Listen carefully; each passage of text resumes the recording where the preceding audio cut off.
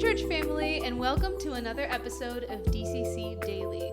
My name is Sofia Fernandez, and I get the pleasure of serving as the worship leader here at Downtown Community Church. And I am Brenda. I serve on the Welcome, Production, and Worship Team at DCC.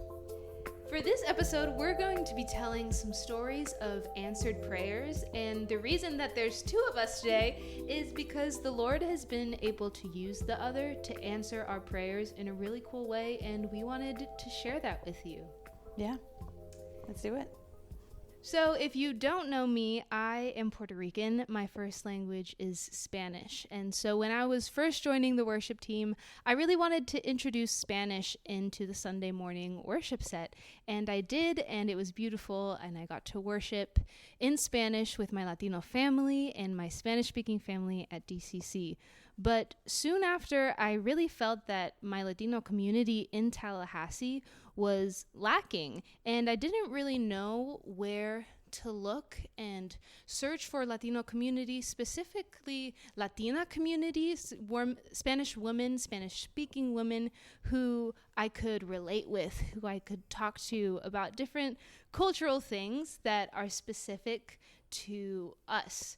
And this was about a year ago, and I remember just praying to the Lord that he would bring more Latina community to the church, into my life personally, and not just any Latina women, not just any Spanish-speaking women, but Latina women who were on fire for the Lord, who were committed to each other and devoted to each other and to serving and worshiping together. And I knew that I felt the Lord calling me to do my part in singing these songs in Spanish and creating a seat at the table, creating a space where these Latina women felt comfortable to worship the Lord and felt heard, felt known, felt related to.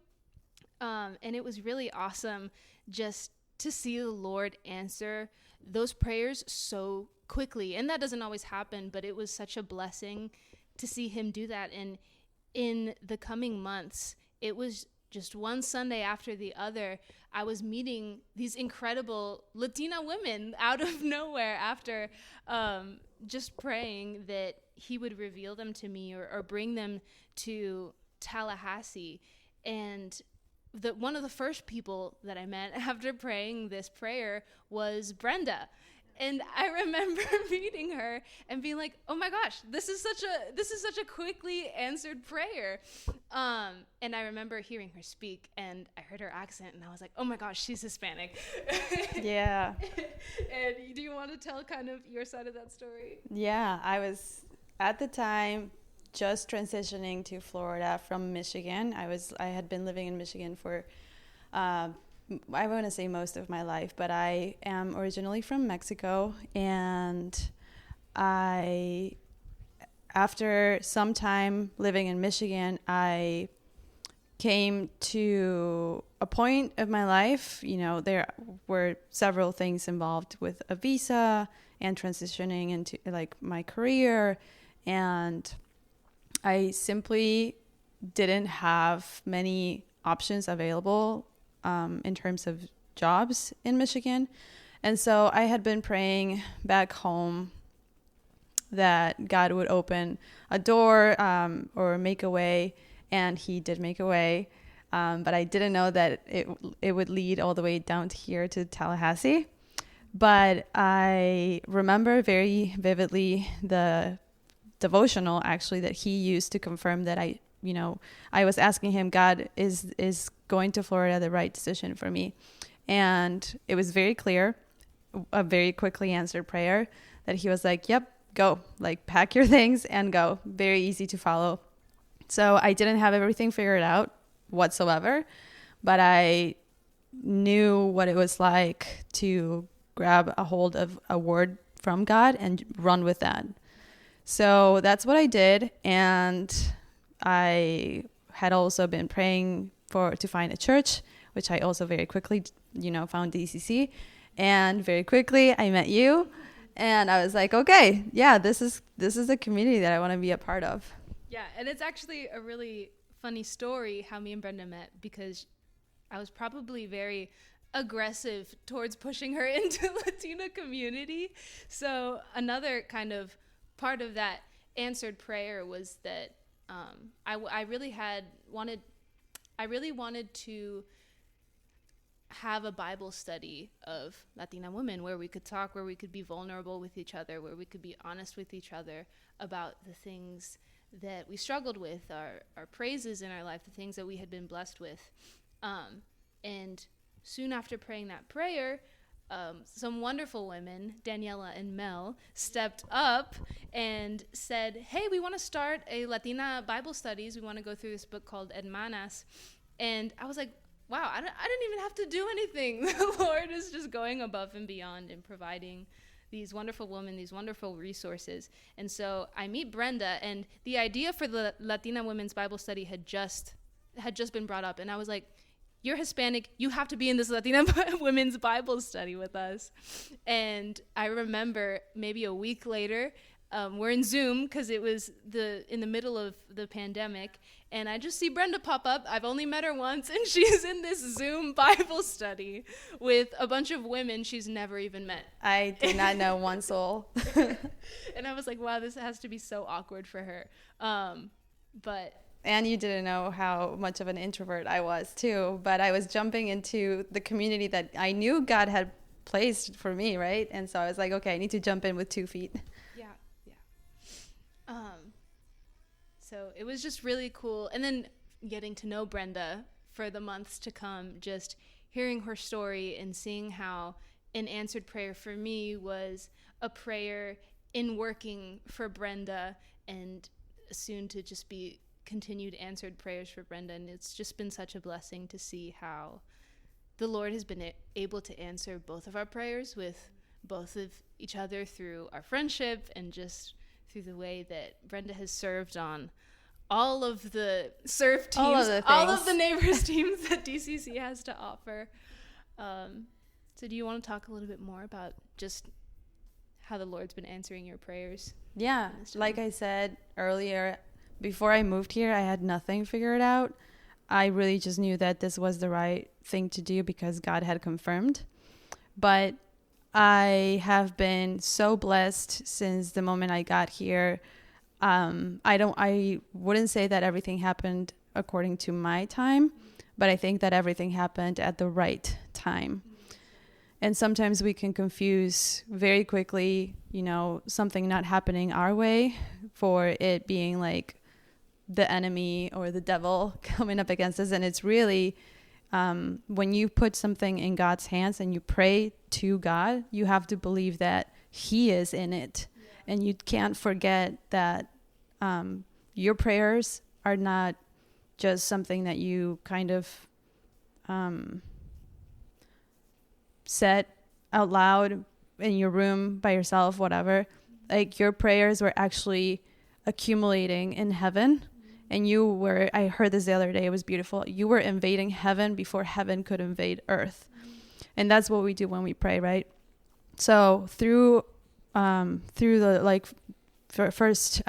first few months that I was here in Tallahassee, I very quickly saw God's hand, like providing everything that I needed, providing the apartment that I'm living at right now, providing community, providing a Latina community, just showering me with favor at my job with the professor that I work for. And all of the things that have just had to fall into place, I always say that I couldn't have planned it better. And I didn't. God did all the planning. He did all the heavy lifting. I really just had to get on my knees and trust Him. And even though at some points I felt that anxiety or that stress of not having it all figured out, I had to really I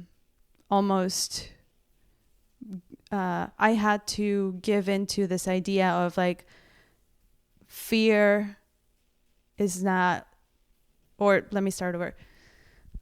I had to learn that fear is not allowed in my heart because Jesus is. And so to put it a different way, Jesus means everything. He is worthy of everything. And if he is going to reign over my heart as king, I can't allow fear or anxiety or stress or any of those things. I can't give them any space, because that means that the Lord has less space to reign over my heart. And so I really had to just buy into that idea and run with that. I also came here praying for something very specific. My plan was, I'm gonna take this job in Tallahassee for a year. I'm gonna then apply for a doctorate program and to start in the fall 2021. That was my plan. That was my idea. And I really thought at some point that was why God opened the door for me to come here to Tallahassee. I thought, it makes sense. You want me to gain more experience. You want me to work for this professor. You want me to spend a year in Tallahassee to then transition over to the next thing.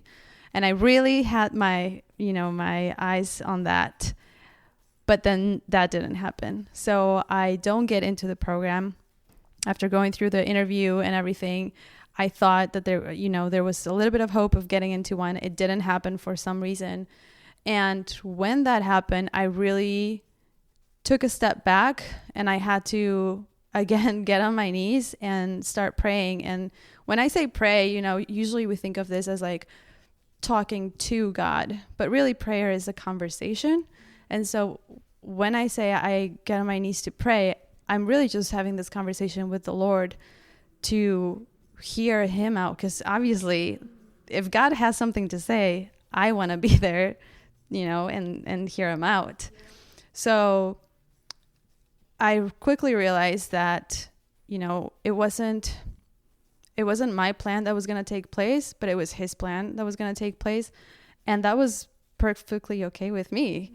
So I also tend to forget sometimes that, and I was talking to my friend Josley earlier this morning, that I forget that what I'm living right now, what I'm going through today, like this was not my plan. Right now I'm planning to stay for at least another year, maybe 2 years in Tallahassee. And I forget that wasn't my plan because it's so good. Yeah. And now I'm here at this place in my life where I'm like, oh, this is not what I had in mind. This is not what I planned, but it's so good. And that's what God does. That's what he has done in my life. His no was as good as his yes for me. And maybe he said no, or maybe it's not now for the doctorate program or for whatever my next step is in my career. But his yes for me to stay in Tallahassee, it's everything, because I genuinely love serving at DCC. I love serving this community. And I just love being a part of I love being a part of what God is doing in this city. That's so good. It's such an incredible testimony of expectant prayer and faith through prayer, and knowing that whatever happens is God's plan and God's will, and it's asking and trusting that whatever it is that you receive is God's plan, and knowing that that's good, and that's so beautiful. But I guess a question for you is, you kind of started going into it, but I want you to, go a little bit more into it. How have your answered prayers encouraged you in your unanswered prayers? Yeah, I think I did go into that a little bit. But whenever I look back and I see how God answered prayers in the past, when I look back, I see the times where he said no, where he said yes, and the times where he said not yet, and the times that he said maybe something else. And he has a perfect record. He has never failed me. And that is encouraging, because now that I have, you could say, an unanswered prayer, like getting into the doctorate program, I trust him to a point that it's beyond my understanding. And and this peace comes with it too, that I can remain firm and I can trust him and I can have faith because I know that he is still doing something. This is totally a part of a song, but like, even if I don't feel it, he's still working. Even when I don't see it, he is still working. And that is the truth. Even if we can't see it right away, if we were to open our spiritual eyes and see the whole picture, which also prayer brings perspective and heavenly perspective specifically. And when you can see the whole picture, you'll see that God is doing something. And countless of times have I been a part of him doing something and not realized it until like later on. So now I see this quote unquote unanswered prayer, and it's okay because I trust that he is still moving. He is still doing something. He is still God. It's not like he was like, okay, you didn't get into the program, let me just sit back and, wait for another year, for the next year when you apply. No, of course he has a plan set in place, and he is working towards that plan, and he's working towards that purpose in my life. And I also often have to remind myself that my plan and my ideas or my life plans are limited. His purpose is not limited. It's limitless. It has authority, and it has eternity in mind. Yes. We see our lives from the life that we've lived so far. Exactly. Yeah. So just having that kingdom mindset of like, this is for something far bigger than me, that really, again, brings perspective into things. And I would say one last thing is that having God say not yet also teaches us perseverance and endurance and patience. And those things are things that are not usually taught, and they don't come easy to us as humans, especially our generation. I'm just going to put myself right there with Gen Z too. We want things very quickly nowadays, and there's nothing wrong with that. I think that, if you can run. But there are things, and there is a very specific and very valuable worth to waiting and to going through a process.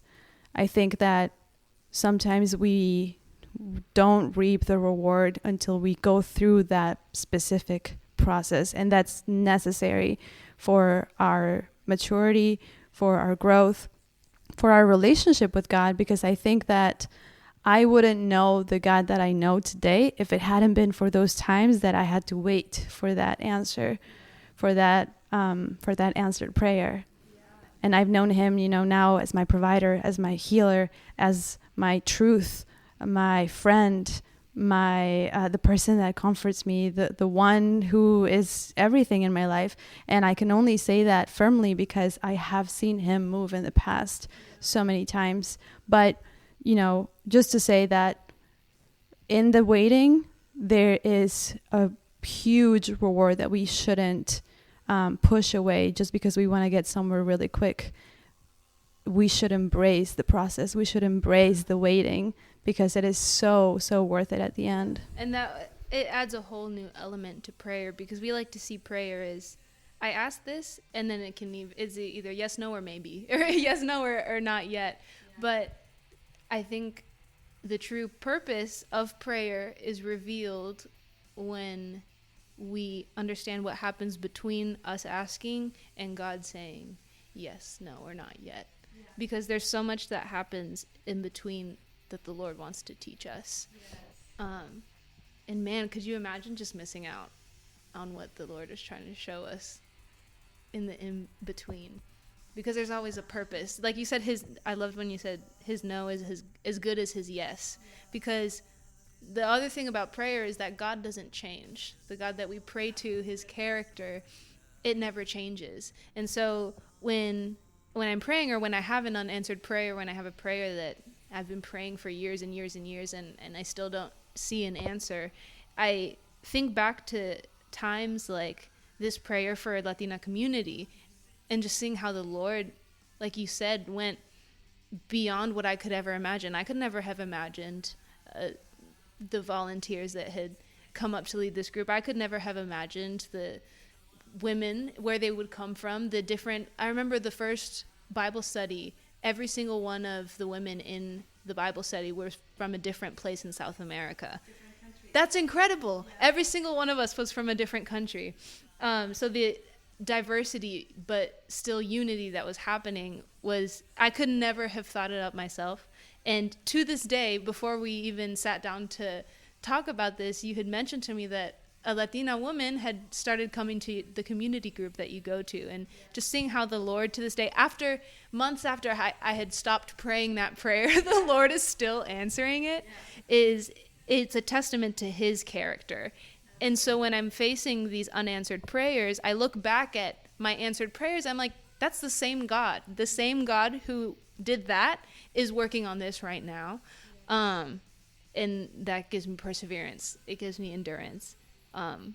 Because the prayer isn't about, it's not always about the yes or the no or the answer or the unanswer. It's about what he's doing through it. Because he's doing so much more. Just as you were praying these prayers, just as I was praying these prayers, they had an effect on you. They had an effect on me. They had an effect on the community around us. And we have no idea. It's so much, like you said, it's so much bigger than ourselves. Yeah. Prayer is effective. That we can't think of prayer as anything less than effective. It, like you said, I was, causing things in your life, and you were causing things in my life, and they were all really wonderful things. So, yeah, it's very encouraging. Yeah. So that is the story, a short, brief story of God answering prayers at DCC in Brenda's life and in my life and in the lives of all of us that have been impacted by the powerful Latina women stepping up and serving at our church. Thank you so much for listening to this episode of DCC Daily. Keep up with our church via social media pages, our YouTube channel to access previous sermons, and our Sunday services at 9:15 and 11, both in person and online. Thanks so much for listening.